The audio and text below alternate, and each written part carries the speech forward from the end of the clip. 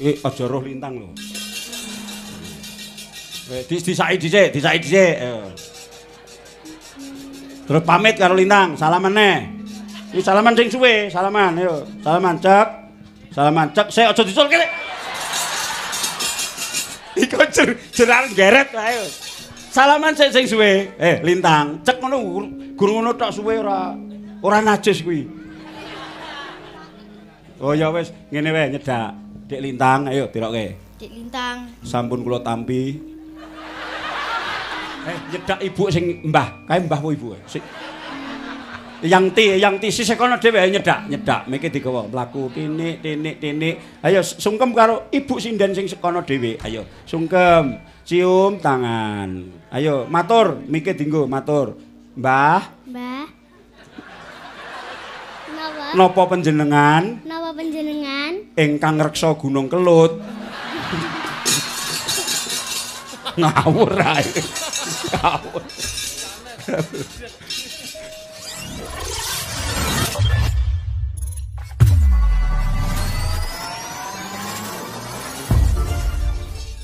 Waduh, ana sing cilik barang iki nak.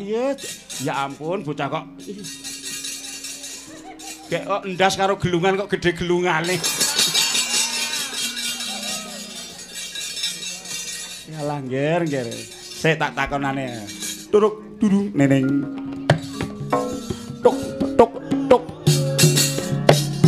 Wes ngono ae. Wis suwe banget digongi barang wong mau kleru ae. Agek tok ning ono gong.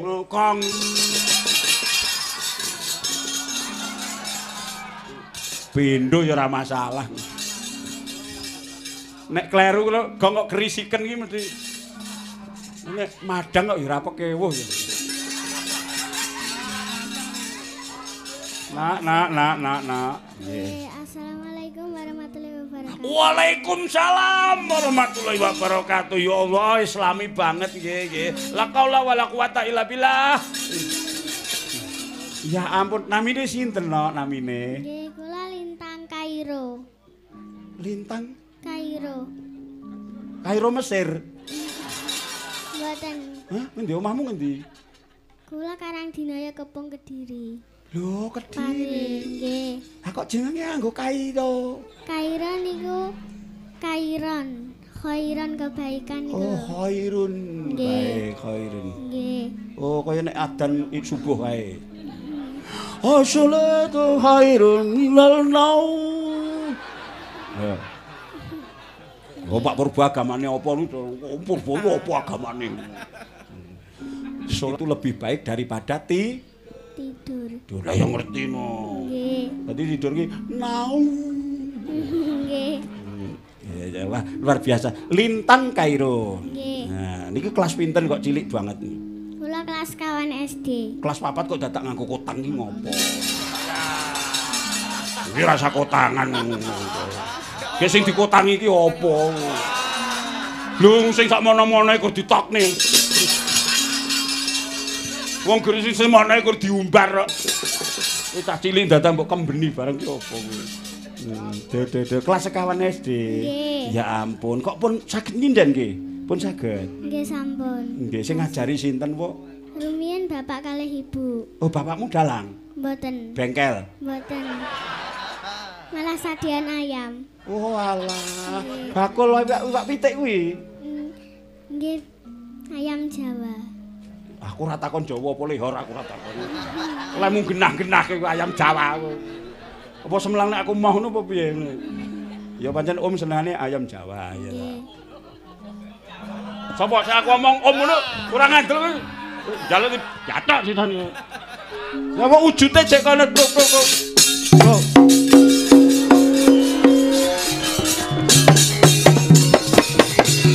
Oh, ngene iki. Kok ngene kok diceluk Om kok ora eleh kuwi. Ya masih memungkinkan banget lho. Guyang-guyu wae. Untune dibegel ae kemayu. Kuwi lho sing kene dhewe sindane lho untune dibegel. Nek guyu kaya wong ngemut sendok. Nduk Lintang Kairo. Nggih. Bapak bakul ayam. Lah ibu mama. Mama apa ibu to nek nyeluk? Ibu.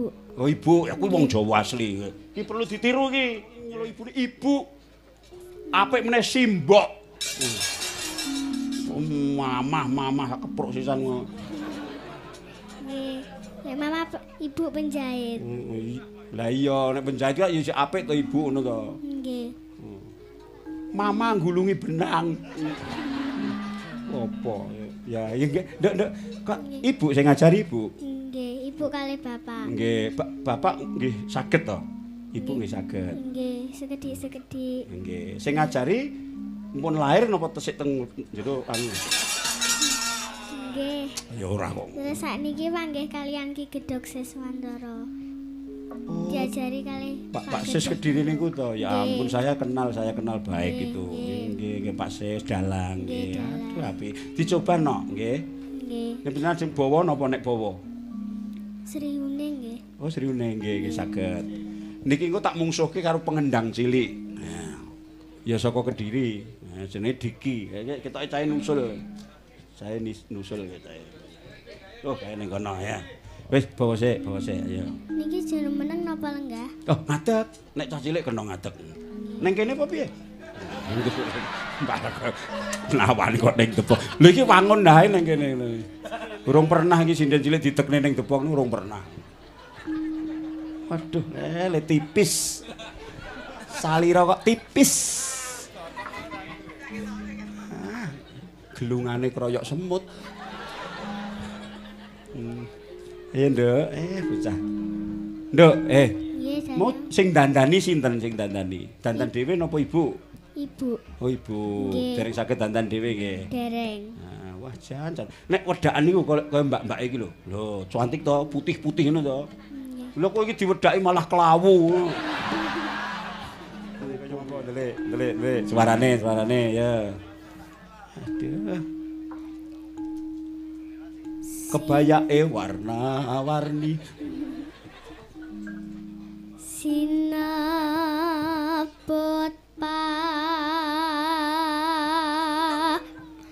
lawan putri. Elak. Iki ku ana bintang tamune lho, engko sedelok kas tak aturi rene lho ya. Ana bintang tamune. Ya. Siuning Srihaning mustika tuban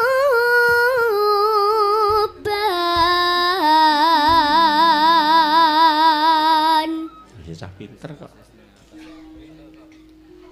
putra Kanjeng Sura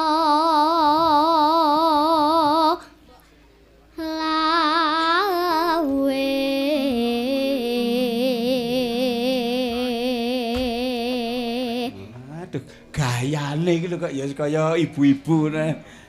Rawe. Nyedak ibu sing mbah, kae mbah apa ibu? Yang ti sisih kono dhewe nyedak. Miki digawa mlaku tinik. Ayo sungkem karo ibu sinden sing sekono dhewe. Ayo sungkem, cium tangan. Ayo matur, miki dienggo matur. Mbah. Napa panjenengan? Napa panjenengan? Ingkang ngreksa Gunung Kelut.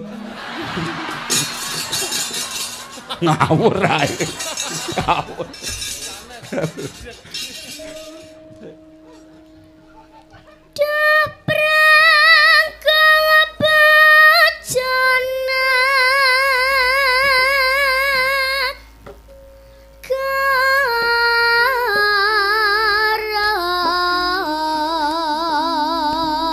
Oh, diaturke yang meneh isih kono. Ayo.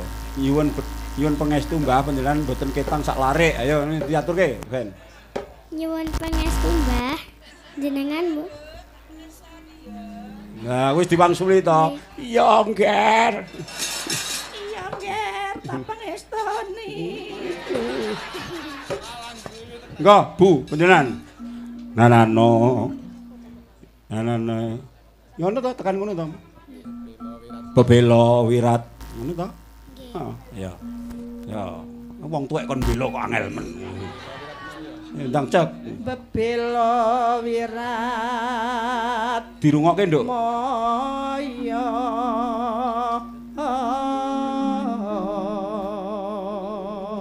Bu, asmane sinten, Bu? Nami kula Bu Sutar. Oh. Lanang ya Sutar.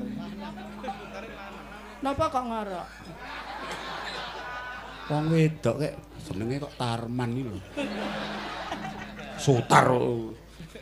Sutarmi napa Sutar Muji? Bu Sutarmi nggih. Oh, Sutarmi Sutar. Terus nggih setunggale nak nggih nyuwun sijine ibu setunggalipun nyuwun berkah. Ibu setunggalipun. Nggih. Iki. Anu rong Tangi Sri Huning gugur. iki polahe yoga golek undakan iki ngene. Iki apa? Nyang dhewe. Ora masalah iki mesti. Nah, no, terus nduk terus. Anane. Dadi kusumaning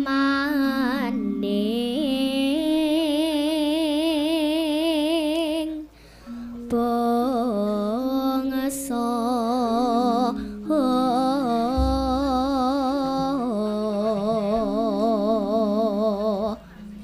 Dek, gedene ora anu. Hati kusuman ning bangsa. Oh, ana sing tekan tenan yo. Tak opahi Gus to. Coba nang koperku sih. Dadi kusumaning Karo mlaku rene, ayo angger pleng 100. bangsa Koprek korene. 100.000 dulu ya, sini. Wis, ora apa-apa karo Om iki tenang ae. Lho guyu meneh. Nggih, matur suwun. Aja kakek mbokmu. Nggih. Engko ndanggo lebon panci ngomong. Engko tak kei meneh, kowe ben kendangi diki ya, engko tak jeboke meneh. Nggih. Rumangsane kok. Lho, engko nek lembu nembang apik, luwih gedhe engko. Yo sangu yo ngono. Luwih gedhe tenan. Lho kok melerak-melerak ngapa? Iki duit iki. Lho, kowe mau gorene, kowe pilih iki. Mboten niki mawon. Wah, cangkemmu. Oke, Dik, ayo Dik. Sri Huning tumban laput tresna lan sepaya pati marang Raden Wiratmaya ingkang pranyata anandur prahati Sri Huning datan grahita kang rinirta kadange pribadi Gonggominan, Dik. Wiratmaya putranira Suralawe Adipati Sri Huning putraning abdi wangsa pati nalika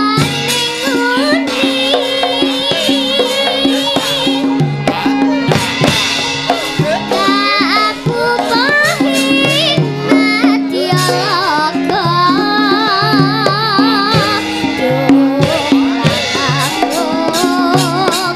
lawan tidak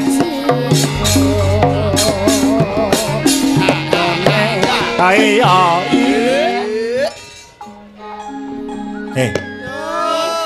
Kendangane Diki piye?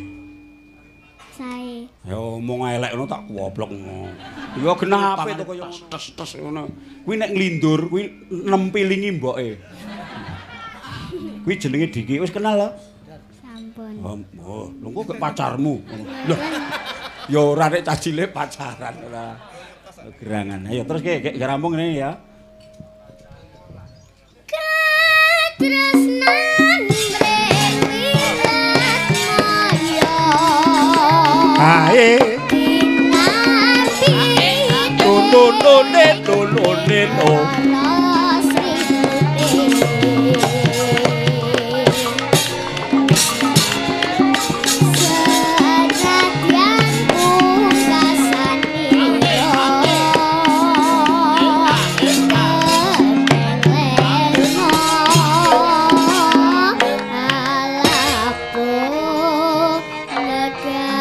Tepuk tangan meriah. Adik kecil kok iso kaya ngene. Delok iki. Diki kesini kau sayang Diki, ayo munggah rene ayo. Ayo mbul, turun lek nderok. Noni nonan. Tok tok.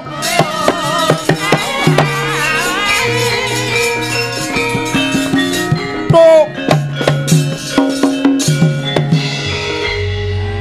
Ayo salim dulu. Diki nyekel mic, salaman sik karo iki. Aja mungkur penonton iki ning kono marep rono ayo. Wong delok kok ora mbayar mbok dulu geger. Salaman, kowe kono, sisih kono. Rodok maju ora ngidak sinden kowe. Ayo salaman karo iki, genduk lintang iki. Manuk kok kaya ora akrab ngono. Lho. Ya kah? Adek kaya karo Proborine lho. Selak konangan bojone. Diki. Dalem. Wah, lah aku ki mbok kendangi wiwit kowe kelas 3 SD lho, ya. Ning Nganjuk kae to nusul kae to kowe cek cilik kae to. Sak anak doro kae to. Saiki kelas piro saiki? SMP. Kelas pinten setunggal? Nggih. Halo, Iki nek rene karo sapa mau? Bapak. Oh, Bapak, aku nganggo jin bareng. Udah kaya penyanyi Amerika. Diki. Dalem. Suarane lintang piye? Apik ra? Sae. Kowe ki nek ngomong nek oh lah aku ya ora pangerten kok. Lintang. Nggih, Dalem. Duite didum nyeket. Ngawur ae kowe iki.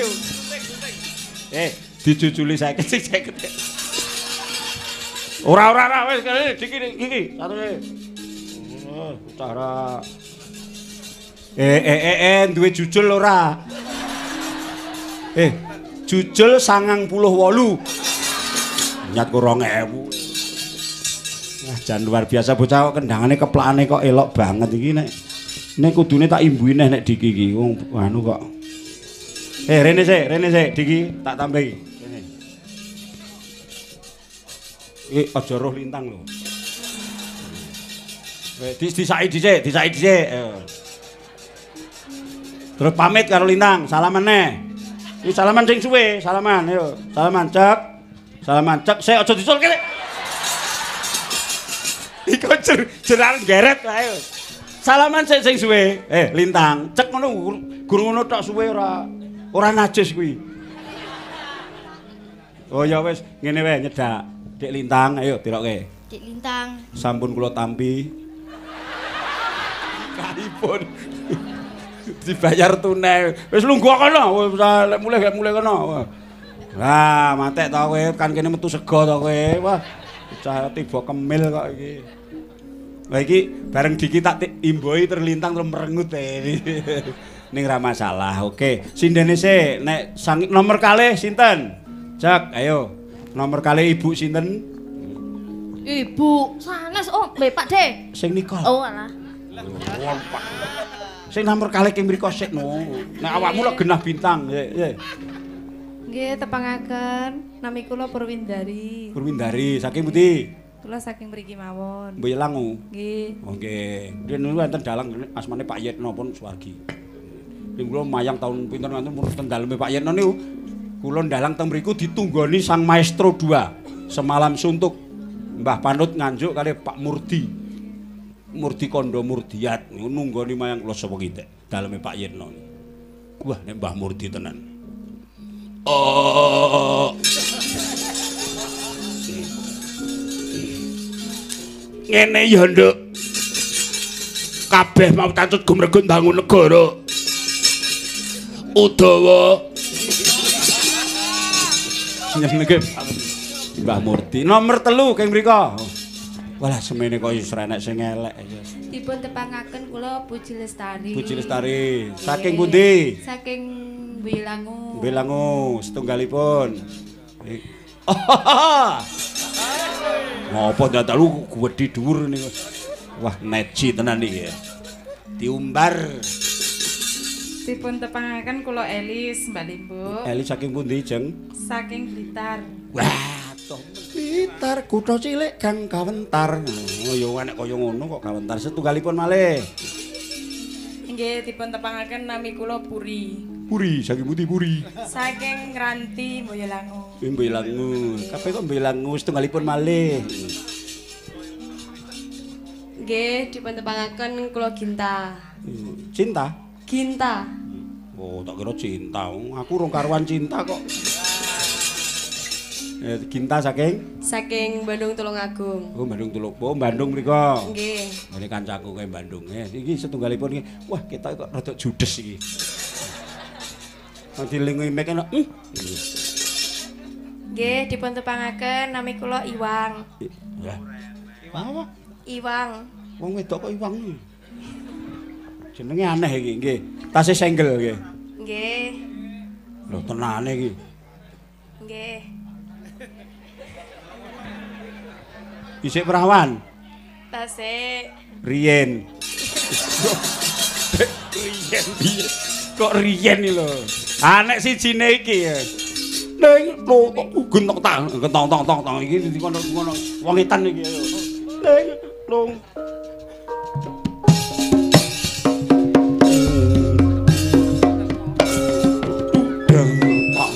Tong tong. Ah wis aja semelang ora tak kon nembang. Aduh gendho. Ah, lama enggak jumpa nih. Gimana kabarnya? Ya apa kabare rek?